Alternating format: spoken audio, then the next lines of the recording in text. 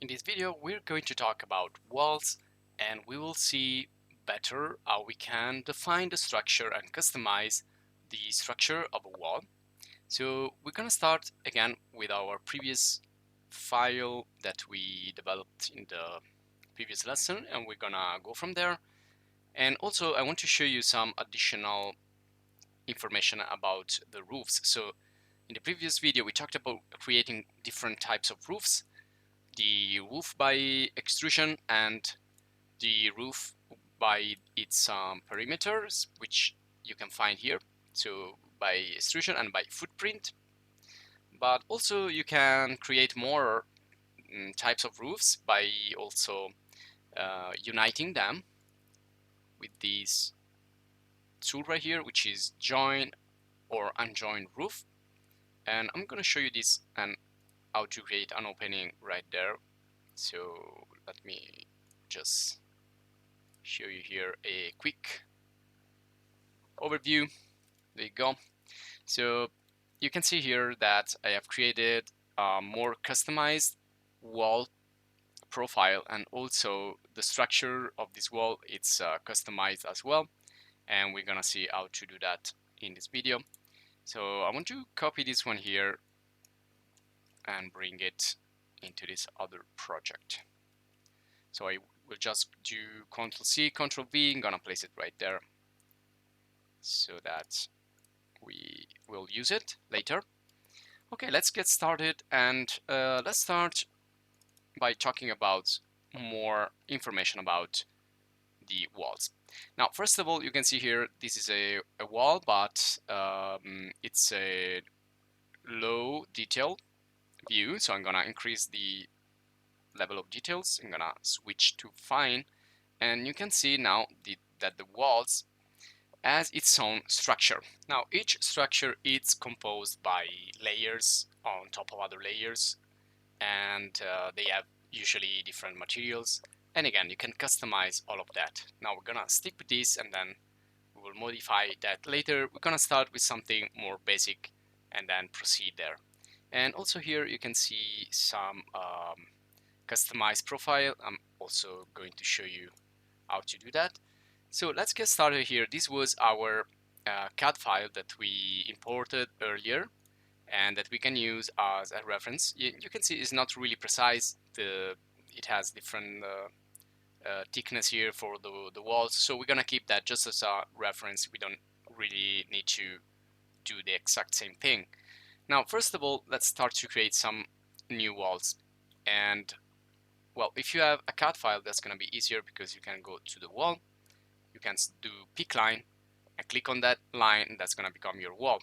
Now always when you create a new wall, it's gonna give you this double arrow, and this will indicate if you are in the interior side or the exterior, so you can always switch side.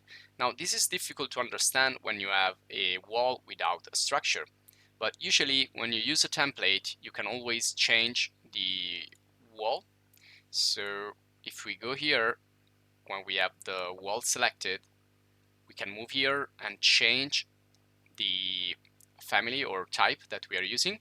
So in this case I want to use one with some layers inside, some more detailed structure. For example, this one here has a, you can see there, a thicker interior side of bricks and then a thinner layer there in the exterior part. So I can easily distinguish the interior from the exterior. In this other case, you can see this is perfectly symmetric, so it's not really, well, it can be the way or the other. We cannot understand that just by looking at it. We need to go inside the structure and figure that out.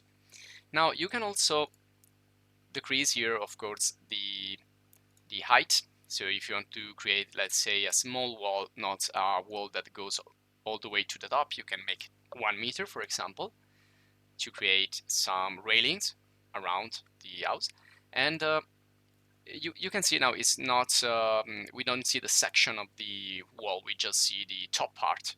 Now also let's move in 3D, and also this side here, right here, you can see that this is cut out, but we cannot see the structure there because we have a closure there in the sides.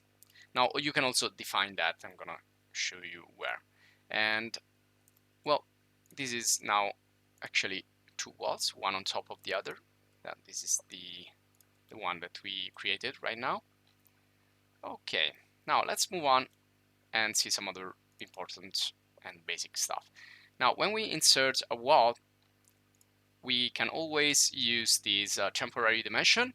So for example, if I want to, I can click this and place it to have another reference when I need to place this. So, well, let's say that I want to create a smaller wall right here.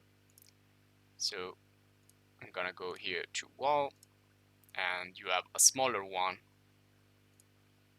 There you go for the interior, and click. Well, let's click in the midpoint, then I'm gonna show you some extra tip. But you can see this is not positioned in the middle, so I'm gonna place it like that, and then I will modify it by clicking and moving with the arrows into position right there. Okay, now you always have these temporary dimensions as a reference when you place something. Now you can use them, or you can use the arrows to position that, or you can also create a quick annotation. Now you can see that now it's snapping to the middle, to the exact center of the wall. But if you want to change the reference line, you can press tab, and now you can click there on the side. So also here you can see it's snapping to the core, but if I press tab, it will select other lines inside the structure. So let's say that I want that. Okay, now I have my nice quote there, and if I select the wall, I can use that to fix it. So I can type 3, for example. So you can use temporary, you can also use aligned annotations or dimensions. So first you create the annotation, and then you click on the wall that you want to move. Okay, now I want to place that in the previous location, so I'm gonna just slide it there.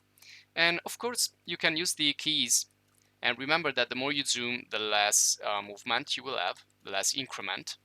The more you zoom out, the more it's gonna move. And I'm going to select that and delete it. Now you can also use the move tool, so I can place these, for example, using this reference and place it right there. Or I can use, let me show you another one. You can use in the modify tab, the align tool. So you click on align, select the line that you want to use to align it, and then click again. You can see it's getting this one here, which is not the one that I want right now. So I press tab, and I want that. So I will click, and there you go. Now it's aligned to that. And I can also lock this if I want, so that if I move the line underneath, it's gonna move also the wall. And also another thing you may notice here is that it's gonna create some junctions. It's gonna try to unite everything as best as you can. So right now it's sticking together, uniting together these two finishing layers, and here probably this is two different materials, so it cannot do that right here. And also here there is a separation line, probably because these are different materials. So when the material is the same, it's going to create this like uniform and continuous effect. And you can see it here, for example, because this wall here is the same as this one, so it's creating perfect junctions in there, perfect union. Okay, now let's create more of these walls inside. So I'm gonna create. Now if you click